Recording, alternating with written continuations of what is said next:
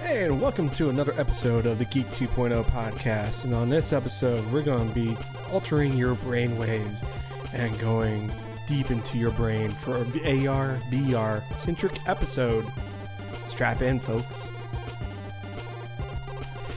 So, opening the show, we're going to dive deep into your brain. Oh boy, here it comes. And augmenting your reality. We couldn't. After the last episode, we could not do one on this. No, because when you brought it up, I was like, you know what? We'll have to dedicate a complete episode just to AR, VR stuff. Yes. Like on this episode, where it's just going to be, I'm going to add a few minutes of the CES wrap up from a previous show. Because a lot of stuff did happen at CES in January, in that first week. Of course, but there's still so much more to it than just what was at CES and what people know of as far as AR now. Yeah. And just to give you an idea of where it's going, we can talk about where it's at and where it's come from. So buckle up, boys and girls. It's going to be a long episode. Not too long. We will try to keep it under wraps. I'm going to have to curtail ourselves, you know. We've been geeking out a little bit getting ready for this one. Yeah. So let's go ahead and jump in with the CES roundup. Get this out of the way. Because, you know, that's old news. One of the things I was looking at with the CES is a TV. And it's a 146-inch monster from Samsung that uses micro LEDs. Good God. So forget projector, forget, you know, LEDs. These are micro LEDs. We're like teeny tiny.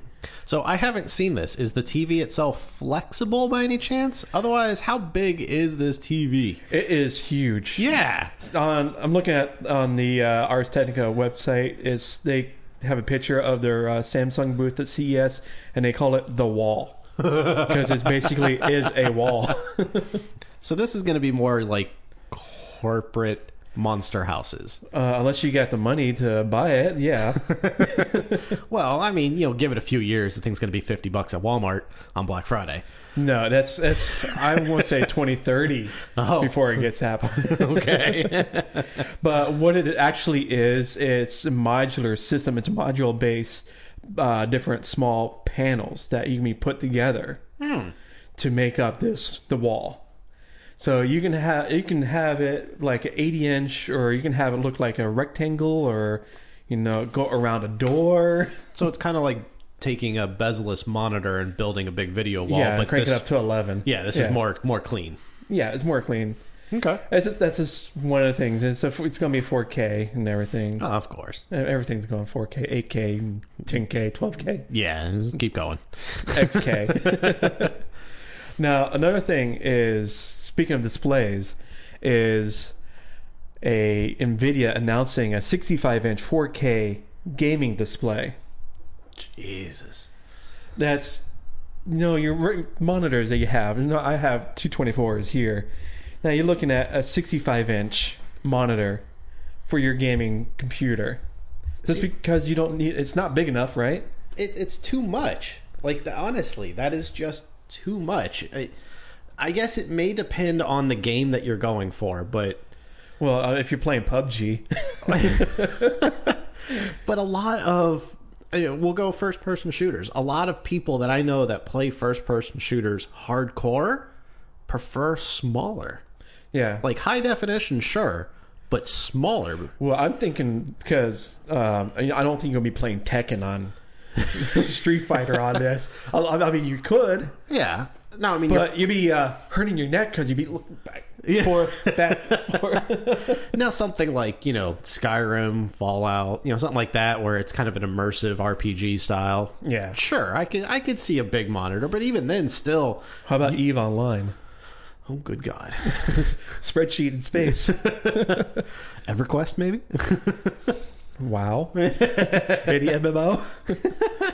I mean, how big do you have to have your screen to your game? It can't go as far as, I have no words. Yeah, I'm sure there's people that are going to buy it just because of what it is, but I don't know. Any true... And I'm not saying that you can't be a hardcore gamer with a screen that big, but most of the ones that I know of, that I'm friends with, they prefer smaller.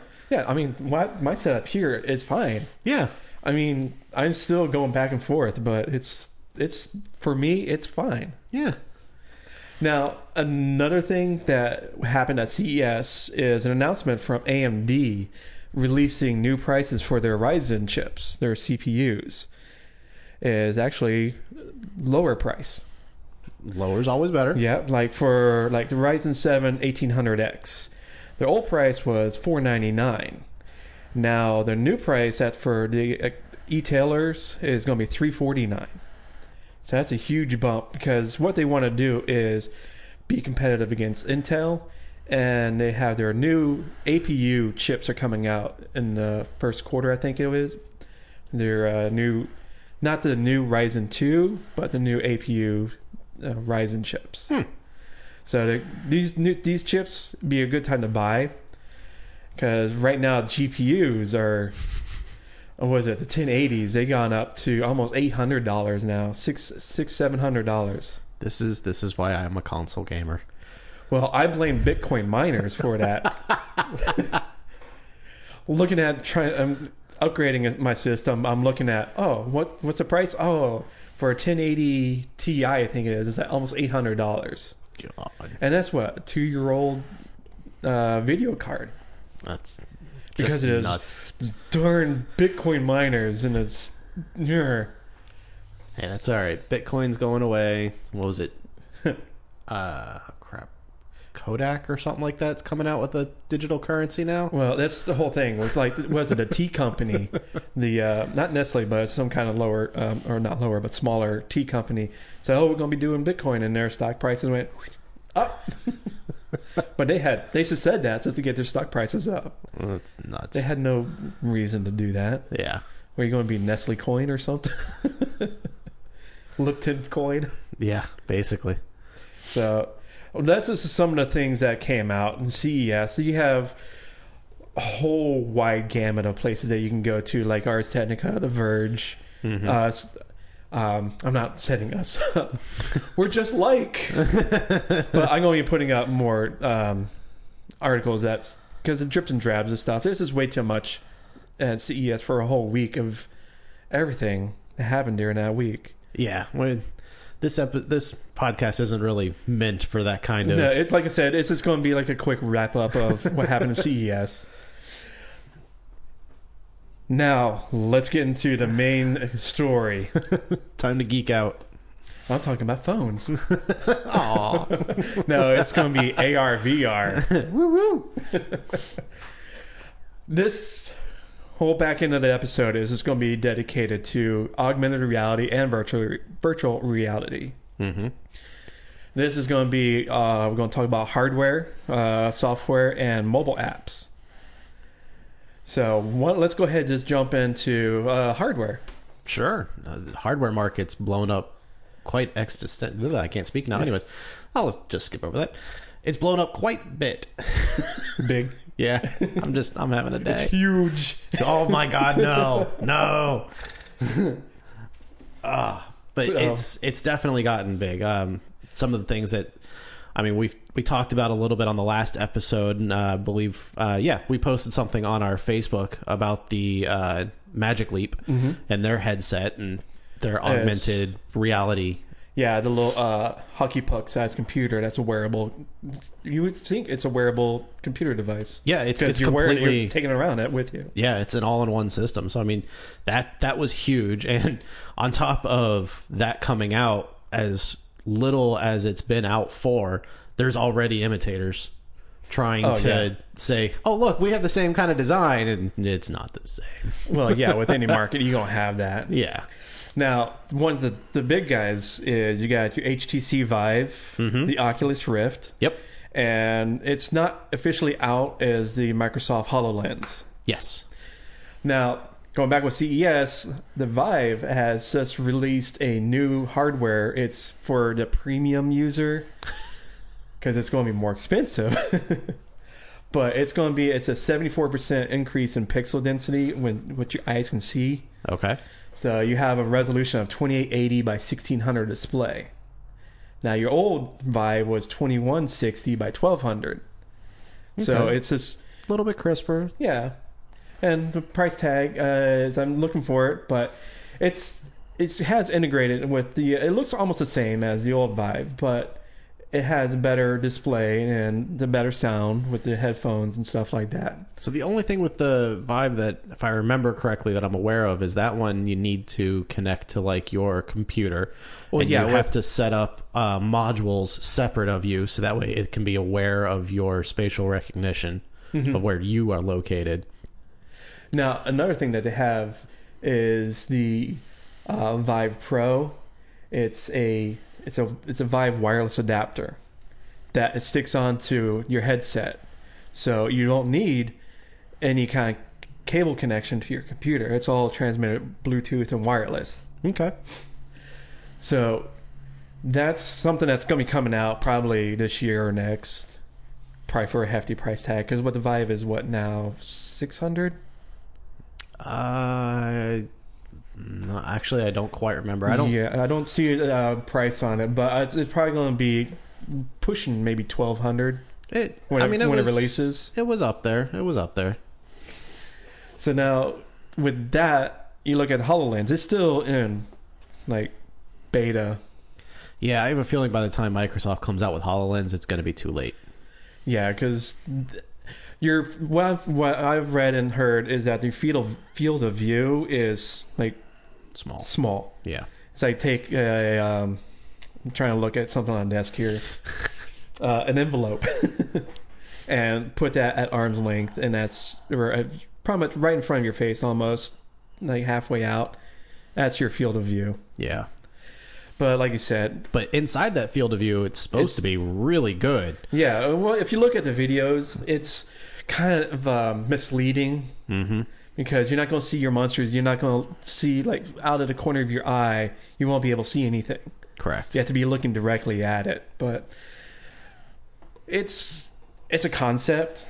Of course. I mean, it's something more for, like, enterprise. I say that that's what they're going to be looking towards.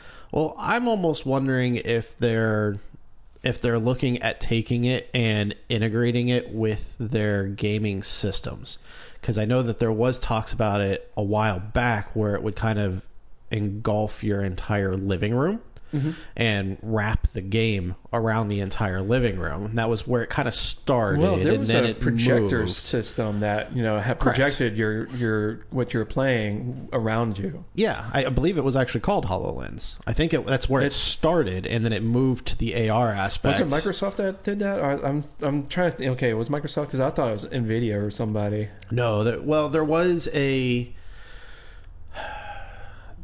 a manufacturer that did do something like that, but Microsoft also had something like that. And I believe that's where this started. So it wouldn't surprise me because of the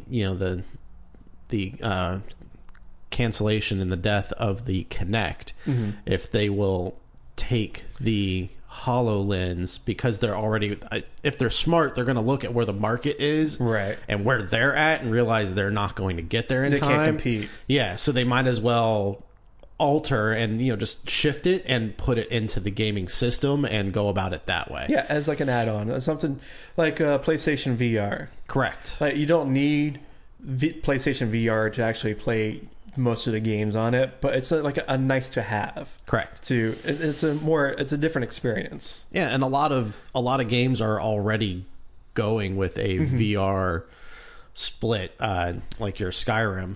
Originally came out, it was just... And there's Eve Valkyrie, which is Eve Online game, but you're piloting a ship.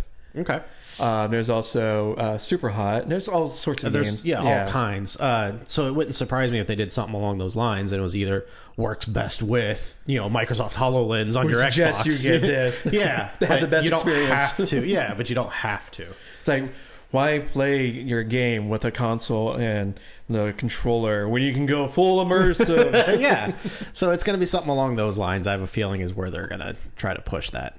Now, another company that you didn't really expect is Xiaomi. Now, if you haven't heard the name before, it's like phones and small like stuff from from Asia, like Korea and China. Okay. They've released the Mi VR standalone system. Okay, so this is like an Oculus in a sense? Yeah, it's an Oculus. And because Oculus is partnered with Xiaomi to release the Oculus Go and the is it Mi or My? I think it's My VR. Yeah, I don't know. Mi. M-I, so however you want to pronounce it. So Oculus has partnered with Xiaomi to release this. I guess it's a cheaper alternative to your Oculus Rift. Okay. Now, looking at more hardware stuff, we can talk all day with like headsets. And there's actually not that. There is so many, because the previous episode we talked a little bit with like the Google goggles or the cardboard. Yep. The Samsung Oculus. Yep, the Samsung Oculus combination for your phone and stuff like that. Mm-hmm. We want to go into more like in depth. Yes. With other stuff. And I was telling Joe with what's called a Tesla suit. Yes. Now, you think, okay, you get your full immersive and you'll be floating around in your VR space or game stuff, and you're sitting in your chair, you're walking around a little room. And that's fine and dandy. Mm-hmm. Let's kick it up another. Let's go up to a 12. This has multitude of haptic feedback points. Functions. Yeah. If you ever read the book Ready Player One, or when you want to go see it when the movie comes out, in the book is you wear a suit that simulates whatever happens to you in the VR world happens to you. You'll feel it in your actual life. IRL. Oh, here we go. Don't be talking about my elite speak. Now, with the Tesla suit, it's a full body suit. So think of it as a wetsuit. Yeah, basically, it's a wetsuit, spandex suit. You're covered from ankle to shoulder or neck. Yeah, from what we can see here, it looks like there's parts like on your calf, your thighs, your back, your abs, your arms, your shoulders. Pretty much everywhere. Yeah. Now, it's got like 46 haptic points. You can feel it.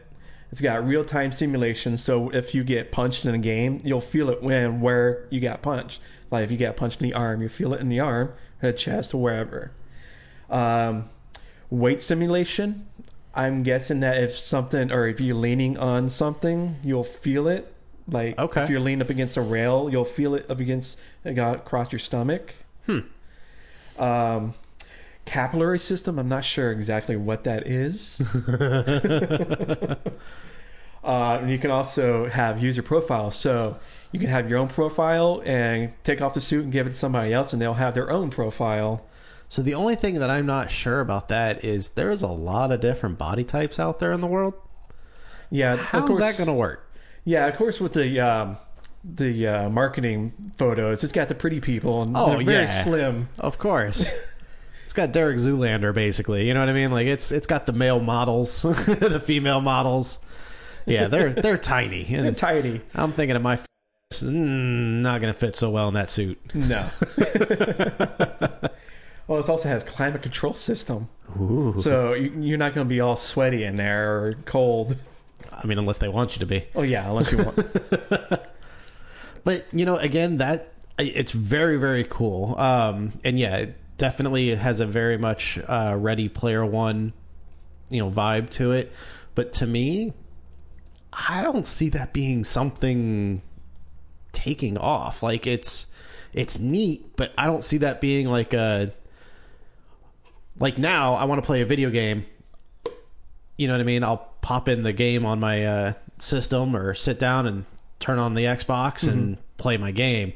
I don't see myself having to go to my closet, get fully dressed and ready, come out, get everything connected, play the game, and just to get interrupted 10 minutes later and have to take everything back off because I got to run to the store. Why you run to the store? called Instacart. Yeah.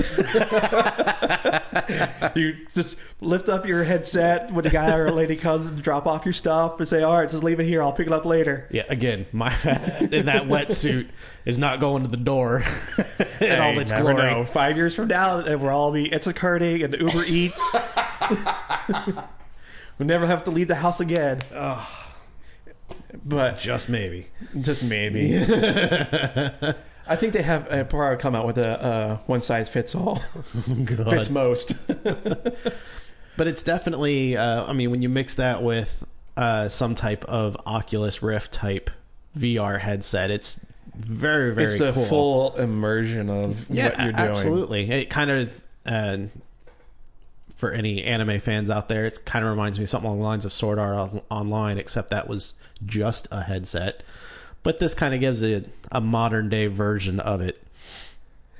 Yeah, and now if you want to go to not as extreme, is the it's just like Google Glass, Which I thought was great, but just it's a shame that it didn't work. Well, it's still out there. It's more in like enterprise.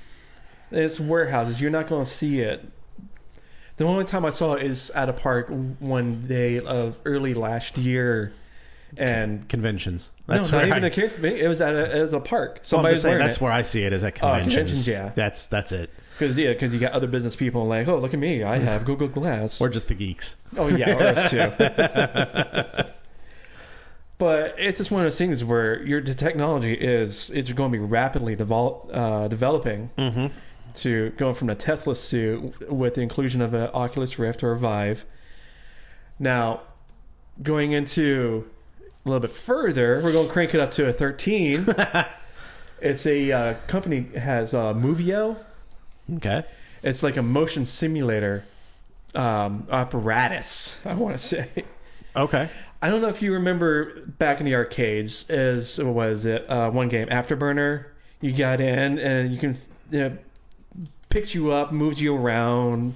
It's like those racing car games where the entire thing moves as you're driving, so it feels like you're really in the car. You're right. It's a company called Movio that has that. Okay. And or if you go to like Disney World or someplace, it has like the roller coaster, huge robotic arm with the pod at the end. They've actually got something along that lines. It's not quite, from what I can see on the screen, it's not quite like Movio, I think. But at the mall, just down the road, they have a roller coaster simulation kiosk where you put on a VR headset, you sit in the seat, and the whole seat moves and twists to go along with the VR. So that's what it looks like. Yeah, and this company, they looks like they produce. You have like you get into this. I don't know how you describe it. It's like it'll wrap around your waist, but you can run and walk. It's like a stationary treadmill, but you can go like 360 degrees. Okay, yeah, I've seen stuff like that. Is the platform itself kind of like a dish? Like it's not a flat surface. Yeah, it's like a dish or a bowl. Yeah, where it'll simulate you walking without you actually moving across the room or something. Yeah, and they have all different. They have a race car seat and steering wheel and everything. A lot of those are going to be coming out, or actually are out for the past 10 years. Yeah, you see them more at like your huge arcades, or it's not something for the home. No. Well, you can get it for the home eventually, or if you have enough money, yes. If you have the money, you can have anything. Just about. It's spared no expense. Now, I think that's with the hardware. I don't know if you have anything that you know of that. Not that I could think of at the moment, but it would not surprise me if halfway through the episode I'll blurt something out. Okay. Well, let's go to software. Okay. Now, this is going for like home use, because we're going to separate the mobile side of things, because that's a whole nother topic of interest for us. Home software, where games and stuff like that. So we already touched on with like Super Hot for the Vive and stuff for your VR games. With AR coming up, you're going to have a lot of stuff coming out for your home. Yeah, this is where it really you really get into the meat and the bones of AR is when it comes to like your meat and potatoes. Yeah, yeah, whatever. A good Irish meal. I still totally distracted you. Yeah, you got me hungry now. But this is where you really get into the thick of it. I mean, really, you could go back. I was actually telling Josh about this a little bit. So a lot of people don't realize quite how long AR's been around. Back in my day. Yeah. So I didn't even know what it was called back when I first had my experience with it. I don't think even the term AR was really coined at that time. I don't think so at all. I mean, back when dinosaurs were... But I've been talking about this game for years. Couldn't remember the name of it for the life of me, and I just put in the most generic search I could before this episode and got very lucky and actually found it. So there's a game out there, or was out there, called Majestic. And the whole thing with the game, I only played a little bit of a demo of it because back then I was younger and broke and couldn't afford the whole thing. Well, you didn't have your own card? Yeah. But when Good job, kid.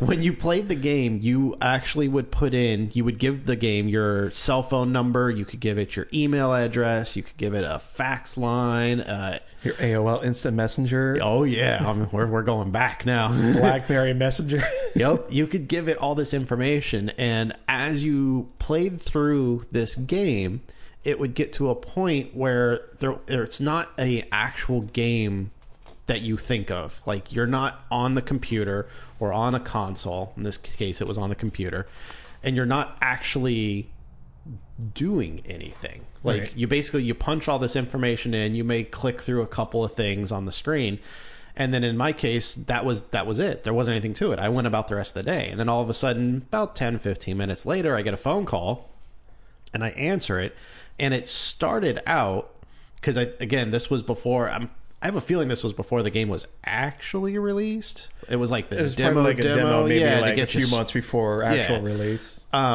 Because in the actual game, all the calls were preceded by this is a blah blah blah blah blah to not freak people out. Well, this was before this. Yeah.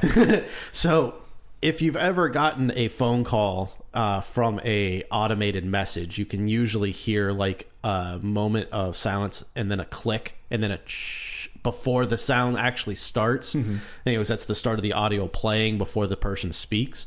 So I could hear that, so I knew it was, something was coming, but I didn't quite know what. And all of a sudden, a female voice comes on the line and it sounds very, what's the word? Distressed. Yes, thank you. Very distressed, and and basically was like, I don't know what they want. Goes into this whole big spiel and tells me to go to this website. I'm intrigued, so okay. And I go onto this website, and all of a sudden, a bunch of code starts scrolling across the screen, but it's all contained within the window. You know what I mean? Like, you could... Thankfully, at least knowing what I knew that it wasn't actually anything dangerous. Oh my God, somebody hacked my computer. What do I do? Yeah. What do you do with movie hackers? Oh my God, unplug. Hack the planet. So it went scrolling across the screen, and then after it finished, all of a sudden I get another phone call from the same number, and it's the same type message girl, and I was just like, oh my God, don't go to the website, I just found out, blah, blah, blah, blah. But it was very cool. Like, so I'm playing along with the game, but the game is interacting with me with the phone, and like I said, you can put in a fax number, and and all this other stuff. I think you could even put in like a pager number back then. Like, it was nuts, because this was back in the day. Well, yeah, it was released July 2001. Yeah, that's when it was released. Yeah, that's when it was released. And like I said, I know I was playing the demo. I'm pretty sure it was before it was actually released. But anyways, I'm starting to sound hipster, and I don't like it.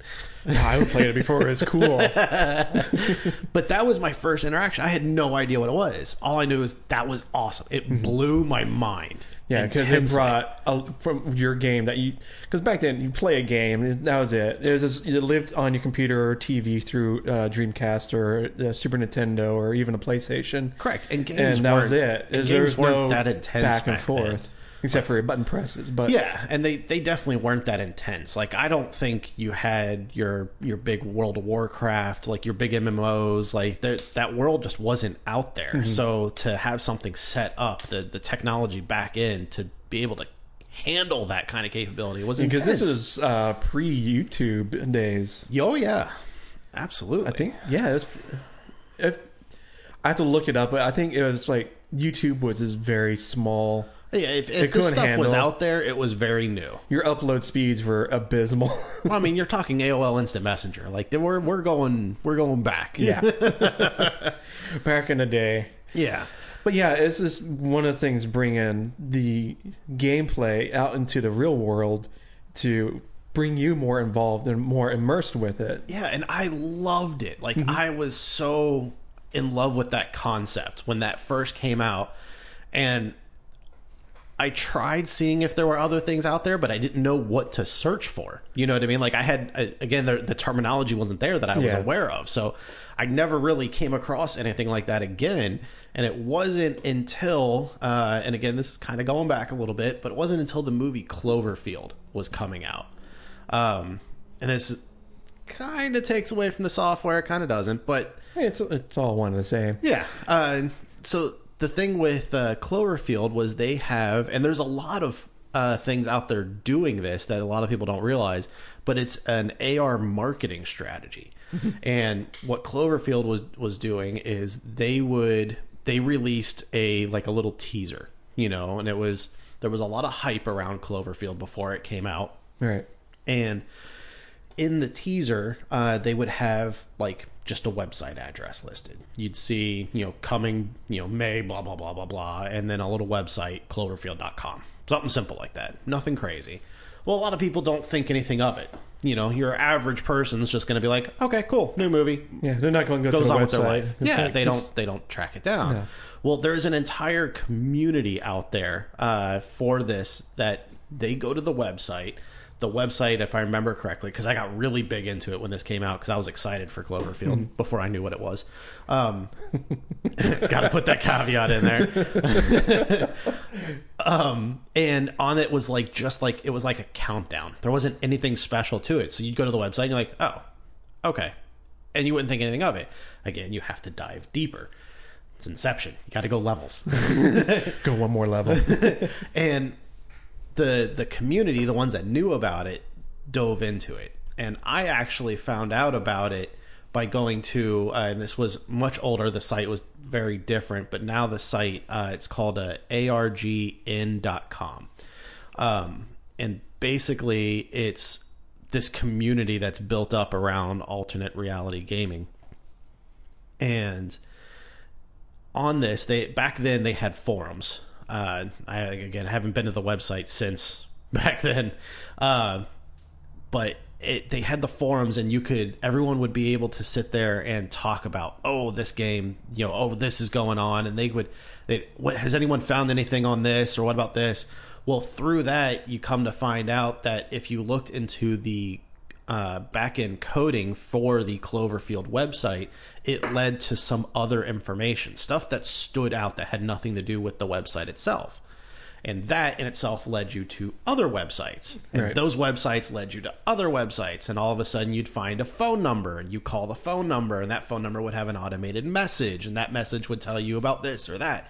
And it led into an entire backstory that was built for Cloverfield that, unless you were into ARGs, you would have no idea about. Yeah, you'd be lost.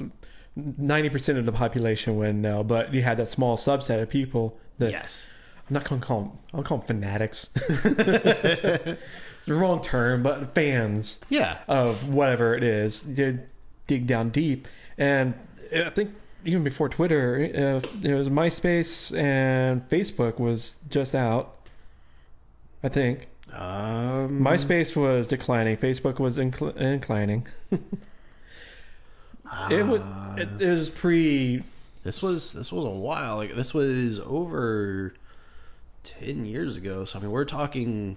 Yeah, Cloverfield came out. Was it what, 2000? No, it was older than that. It was late 2000s. Hold, please. It was a Release date of 2008. Yeah. Okay. Late 2000s, yeah. And the whole... So I think MySpace was around, and I think that was about it. I don't think Facebook was there yet. Well, either way, yeah. Social media wasn't really a thing except for MySpace. Yeah, which was more about just putting your top 5 and whatever music on your page. Cringe. So that's when I actually learned about alternate reality gaming in itself, and it gave me a word to look for that game, but still couldn't find the original game that got me started. But there is, even to this day, there's people out there that are marketing this, that are marketing these movies and products in this alternate reality that people just don't know about. I mean, it's this whole world, and it's really, really interesting if you get a chance to dive into it and take a look. Yeah, because I was looking at the argn.com, and it brings to light escape rooms are a form of ARG. Yes, absolutely. Because if you notice the increase of escape rooms. Oh, they're popping up everywhere. Yeah, any kind of like strip center will have escape rooms. They are a form of ARG, or augmented reality gaming. Yeah. Because you're interacting in the real world, but you're playing a game. Yeah. Yeah. It's like LARPing. Yes, actually. LARPing is not... in its purest form. They are in it. Yeah. Live action role playing. Yeah, absolutely. There's a brand new thing that just came out recently. What was it called? Reload, I think. You can buy it at like Toys R Us or something like that. Okay. And it's kind of like laser tag. Okay. In a sense, but you play it at home and you connect like your cell phone to the gun that you carry, and you can sounds Bluetooth like another headset. thing I'll bring up in the next segment. You can put the Bluetooth headset on, but you run around with an actual gun with you and your friends, and you have a zone. There's a hub that you put, and it gives you a zone of like 450 feet or something like this big area, and it will actually that's interesting. You can call in bomb drops and like shoot and stuff like that. And you have to actually duck behind couches, and it's real life PUBG. Yeah, it's really cool. Don't hit anybody with a frying pan. Yeah, with like the software is another game. Is called the Black Watchmen. It's similar, same concept as Majestic. You have to deal with going throughout the internet or the real world looking for clues and stuff like that to get further into the game. As the game progresses, you get more clues that either go to your phone, text message, or email and stuff like that. So all this stuff is just blowing up with like the software basic part of it. With the introduction of AR, with the introduction of the hardware, it's really making the software that's been out there come to light even more. Right, because actually, we're not going to break it down in segments, but go back and forth. We're going to do that. It's going to get confusing, but we try. But you know what? Let's go ahead to a mobile space. Why not? Like you said, with the laser tag, because there is it's called Father.io. It's a laser tag system that you can use your phone, hook it into this sensor, and use your phone as the laser tag gun. And you can run around and throughout the city blocks or throughout a park or something and tag your friends with laser tag. Okay. Now, it's on Indiegogo. It's actually, I think it's been funded. It's been out there for a while now. Yeah, it's been funded on Indiegogo, so you can get it. You can download the app, and you have to buy the accessories that go on your phone. So that's one part of hardware and software and mobile space meet all together and mismatch.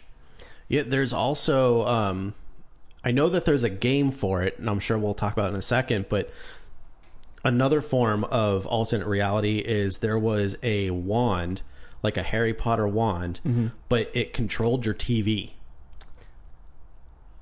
Do you not know about that?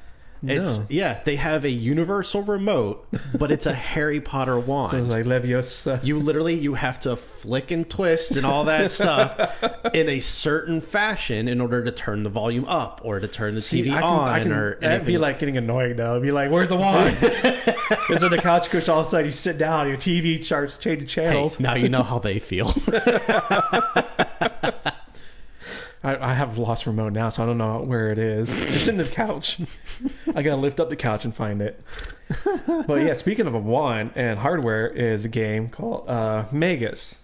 It's like if you ever played Pokemon Go or Ingress, it's like a combination of the two with a little bit of magic and Harry Potter like. Because you can buy a wand that you can flick and twist at Leviosa and do your casts and spells and crafting and all that. It's all through your phone, and the AR part of it is you'll be playing with other people around you or in the town that you live in. And it's just one of those things that is just coming out. It's pretty interesting. But you have an actual wand that you're using. You have an actual wand that you can buy. It's rechargeable. Does it Bluetooth to the phone? Like, is that... It is... It works with iOS and Android, and it's Bluetooth Low Energy. Okay. Very cool. And you can customize it with different looks on it. Different handles. Different handles, yeah. Different stems, all that good stuff. Different replaceable skins, grips, tips, metallic rings. Hundreds of combinations. Of course. You can even have a long-lasting battery life. Ooh. It's 48 hours of playtime. But it looks pretty cool. Yeah. And you can recharge it through micro USB. Okay. So yeah, you can do your customized character. You have your own avatar character that you can customize, similar to how it is in Pokemon Go. Yeah, so I haven't played Pokemon Go, but okay. But it is... Well, you're one of those few. Yeah, no. Hundreds. No, I'm good. Last year that didn't play. Yeah. I'm like that rare few that goes, yeah, I'm good. You're on the endangered species list. Well, the popularity of the game is waning, but there's still a dedicated group of people that still play Pokemon Go, and they're constantly updating it.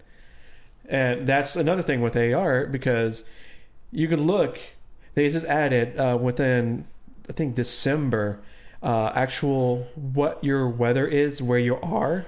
It'll reflect in your game. Like if you're raining, if it's raining where you're at, it'll show it's raining on your screen. Or if it's windy or anything like that. Yeah, so it's self-aware. Like Skynet. It's actually scary, but it'll know exactly where you are, the weather conditions. It can show where if you have switched on the AR portion of the Pokemon Go game, it'll show what you're looking at through your phone camera, where the Pokemon is, and you can catch it and stuff like that. It's a little bit more immersive. Like, oh, I got the Pokemon is this Pikachu. I'm trying to think of a Pokemon name. That's the only one I can think of it off the top of my head. It's Pikachu. And you played the game. Yes, and I played the game. I know. My wife is going to listen to this and be like, you don't know, like Charizard. It's like Charizard, Squirtle. The starters. Yeah. The more popular ones. Yeah. But it'll show you, and they'll interact, and they'll run off if you miss, or they'll just run off and they don't like you. So this game that you're talking about with the wand, is it you're battling other people? Are you also battling creatures like Pokemon Go? Both. You're battling other players and creatures. They have different ones. They have like pixies, a mandragora. It's a plant, like a mandrake plant. Okay. Tree spirits, trolls. You can also, they have dungeons that you'll compete with other players in a locked area. So there's a lot of stuff, like a crafting system. You can do brewing. Okay. Yeah, you can do potion recipes, gather ingredients, and it's actually pretty amazing, all the stuff that you can do. It's like a full-fledged game on your phone for an AR game. Nice. And the game that I was thinking of, it's called Recoil. That's what you can get it at Toys R Us. You can get it at Walmart. That's interesting. Okay. Yeah, it's really cool. Nerdist did an entire thing on it. Like it's actually really, really cool. And you think, what, back in the 80s, we were playing with Nerf guns and pretend. Yeah, basically. Now you can play pretend and for real. Now, like we said with Pokemon Go and these AR games, Google and iOS, or Apple, have released what AR Kit, or I'll say AR Kit for both of them. I'm not sure at the time.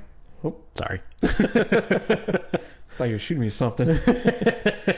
But it's basically, you can use your phone and you can play your game. If you look at a desk, you can start up the game and you'll have a little play field that's on the desk that you can move around with your phone, and it'll stay locked in that position. You can move around it. That's an actual physical thing in virtual space. That's where things are absolutely heading, and that's where I think it's going to get really, really cool. Now, that was released, Google did it with like their Project Tango. Like, they had this device that had infrared sensors, a whole bunch of them on the device, and you can walk around your house and it'll map the room or whatever you're in, and it'll place objects or whatever you want in that space. They also released a Star Wars, since the movie came out, where you can have like a stormtrooper standing next to you or your friend, and you can record it, or you got your porgs just cluttering everywhere. That was on the Google Pixel, right? Yeah, because you can go through, I think it's through Allo or something, where it's like a text messaging. Yeah, that you can send it to your friends and stuff. Yeah, that's the same thing as alternate reality, absolutely, because it's implanting something that's not actually there. Yep.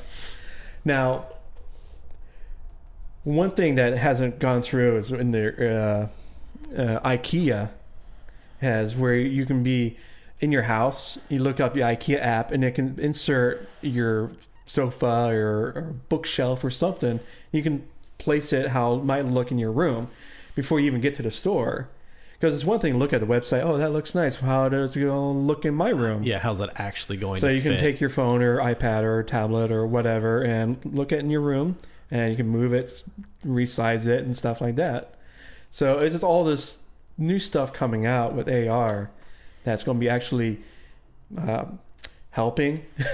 Yes. Well, I think you're buying or any kind of decision making. Yeah, and as the technology starts changing more, I mean, I have a feeling, we kind of talked about this before, where you're just going to wear glasses. Like, everyone will kind of just wear glasses, and same thing. You want to get a new couch? Okay. Alexa, pull up IKEA, couches, and go through, and you can start shopping and look how it's going to look in your room and design an entire thing. Like, it's also with painting a room, because even you get those little paint swatches, those are worthless. Yeah. There's apps out there that you can take the picture, or again, AR through your house. You click on your wall, your boundaries and stuff like that, and it'll change the color of your walls. So it'll actually make it a lot better instead of holding up a paint swatch. That's actually really cool. I didn't even think about that, because it is true. Even now, if you download the Home Depot app on your phone now, not quite to that level, but like, say you wanted to color match, you can use the Home Depot app, and through that you can take a picture of what it is that you want to color match, and then it'll take it like through the website, and you can actually get the exact color in Home Depot. That's cool. Based off the picture on your phone through their app. So that makes sense. Like, I didn't even think about that. In a sense, but to be able to take it one step further and go, okay, well, what would this color look like? You're just kind of flipping the technology. Instead of it taking in the color, it's putting out the color. And it'll actually help us too, because, like, again, I go back with the paint swatches, because you can't, with a 1-inch square, you can't really tell, oh, is that paint going to look good everywhere else? You need to like paint a big 1 foot by or 2 feet, or a big area, so your eyes can actually distinguish between your old color and the new one that you want, and if it's going to look good or if it's going to match or clash with anything else. Yeah, well, there's a whole lot you can get into that. Oh yeah, the whole improvement line. Yeah, that's the next episode. That's something else. But yeah, it's just one of those things where AR is actually, it's more becoming more involved with our lives. And I'll go back with Magic Leap and Leap Motion. How yes, they haven't really said, except for the Magic Leap 1. Prior to that, they haven't really said, this is what we're working on. It's all like promo videos, which like, okay, yeah, that looks nice, but is it actually going to be what you look like in the real world?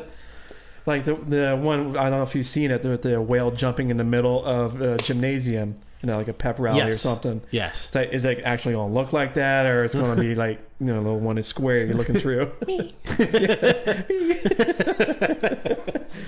But it's one of those things, because the whole point of talking about all this is this is where things are headed, like it or not.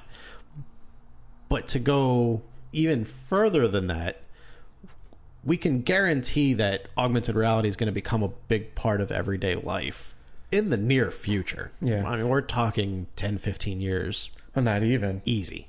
Maybe less than that, yeah. But the other side of it that hasn't been getting as much focus. I feel a butt coming on. Well, no, not so much that. It's more of an addition to. Oh, okay.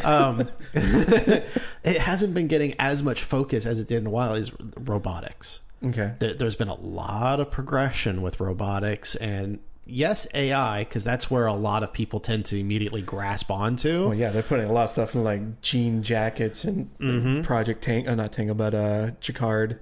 But you look at it in the sense of the robotics itself. Take out the AI and the actual machine itself. They're trying to make more humanoid looking. They're trying to make more easier to interact with type machines. Eventually, the technology between AR and the robots themselves are going to mix. And I know there was a Bruce Willis movie on this. Yeah, and I know there's people out there that are going to start talking. And they're like, he's talking about...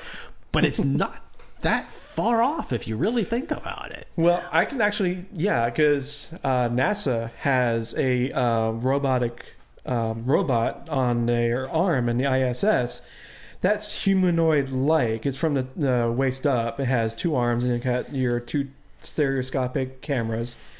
Now, take that robot, add in a Tesla suit and a Vive, and a Tesla suit with gloves, so you can feel the taptic hand as you grip on something outside without actually being outside.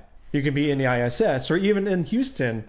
Well, and you could also, as far as what's currently being used, you could talk about those robotic surgeries. You have the surgeons themselves that are in a separate room that are controlling the robot's hands. What is it? It's a Da Vinci. It's a Da Vinci robot that doing robotic surgery with telepresence. So you have a doctor like Bangladesh or something, and you're getting surgery, and the doctor's in Bangladesh, and you're in like L.A. Yeah. And you're getting that surgery, and then there's probably the delay is probably taken out because that'd be kind of catastrophic. Nick the artery. Oh, you gotta wait 30 seconds for that delay to kick in. You don't know it until it's already been a minute and they're already bled out. Yeah.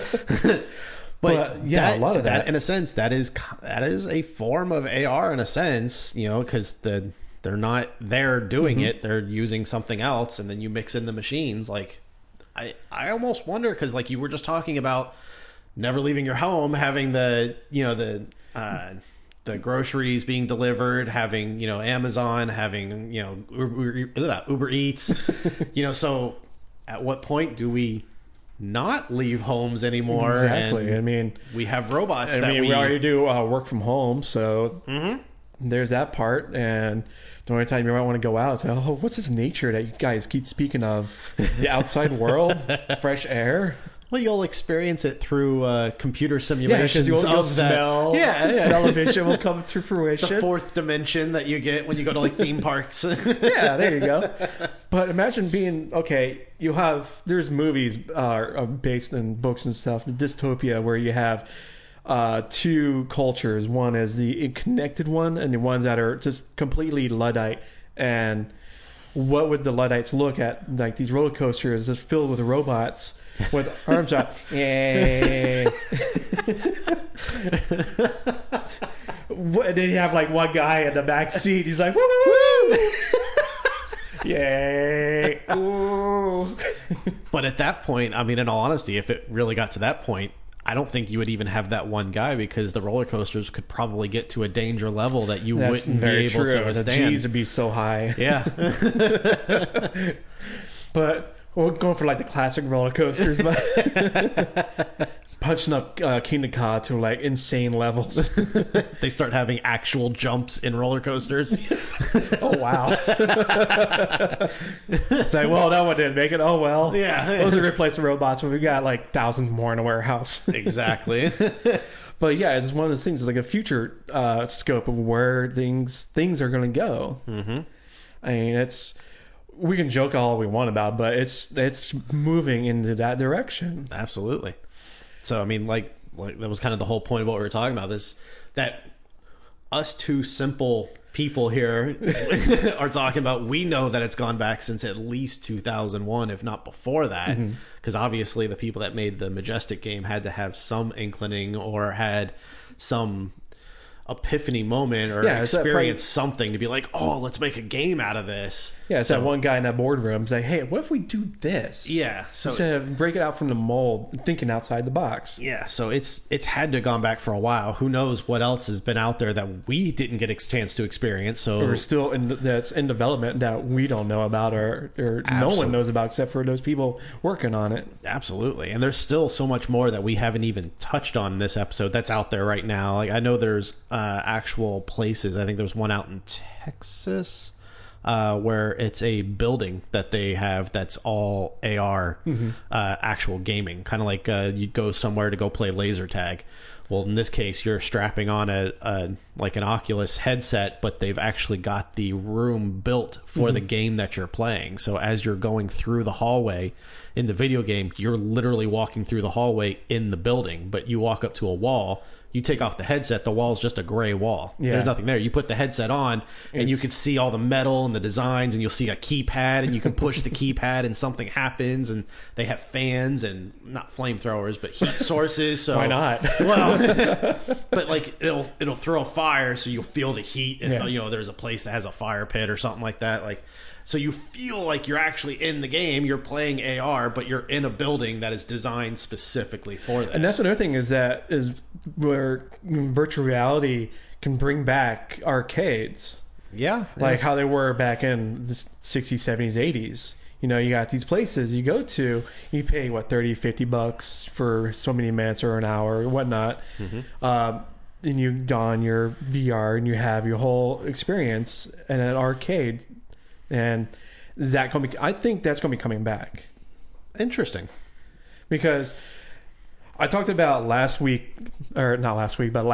episode with the one in Disney Springs, the Star Wars experience. Yep. You can have it at both parks at Disney Springs here in Orlando and over in California. You pay, I think it was like $30 for a 30 minutes experience. You don your Vive in the backpack with the computer, and you go in, and it has that experience where you're walking in a large room that's to the outside world. It's empty, but to you're fighting with the rebels against the Empire, and you're doing everything for a good long amount of time. So that's kind of like an arcade, so to speak. Okay. A new future arcade. Okay, yeah. So you're kind of expanding on the word arcade as we know. Yeah, it. But you're not having to replace like your box consoles with when a new one comes in or it breaks. All you do is an empty warehouse, and that's what you have. Just the space and the VR. Because you can build the interior to whatever you want. You can put in obstacles in a way that you put in. And even now with roller coasters, speaking of roller coasters, you have virtual reality on your roller coasters now. Yeah, there are some of those. SeaWorld, I know Six Flags has the VR experiences. Yeah, that's right. So they map the track layout to the worlds that you're experiencing. You can turn your head, and you can shoot and do whatever. And that's just more making a roller coaster. It's fun, but increasing that level of immersion and excitement. Absolutely. So I know this episode's gone on a little bit longer than normal time. Not too bad, though. Not too bad. We were good. Yeah. We know you guys have lives, and you can't sit here for a good 2 hours like some shows that go for 2-3 hours. We're direct and to the point. Yeah. With occasional sidetracks. So I hope you enjoyed this episode. If you have anything that you can think of, we have a new Facebook group page that goes along with our page. I'm trying to think of the terms. That group page. Yeah, okay. Yeah. Sure, why not? It's more for your interaction. If you got comments that might get lost in the comments of different articles that pop up that I put out, it's for you to communicate with the rest of the fans, all 6 of you, and growing. Yes. Go back and forth. I mean, keep it civil. I mean, we're not going to put you in gladiator battles. I mean, we might with the VR. The Thunderdome. Oh, that'd be great with the Thunderdome, and you have like Master Blaster. Who runs Barter Town? I want to have a big pit that I can kick people into, like 300. Madness? Just pulling out all the... No trolling! Boom! So many ideas. Gotta write that down. Scribble. Yeah. But yeah, it's basically, it says, let us know. Get in touch with us on the Twitters. Twitter. I actually did say that. I meant to say that. Yeah. On the Twitter, on the new the group on Facebook. And just get the word out. Absolutely. If you know someone that might enjoy the show, say, hey, pull on their arm, kick them in the butt, say, hey, you gotta listen to the Geek 2.0 podcast. Because it's awesome. Or if there's a subject that you'd like us to talk about or something that you're curious about or interested, let us know. Yeah. I mean, our wells are deep, but they do run dry on occasion. So I hope you enjoyed the episode, and we'll see you on the next one. I'm Josh. I'm Joe. And thank you for listening.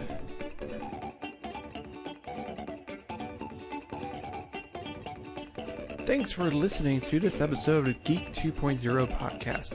Be sure to check us out on Facebook at facebook.com/Geek 2.0 podcast.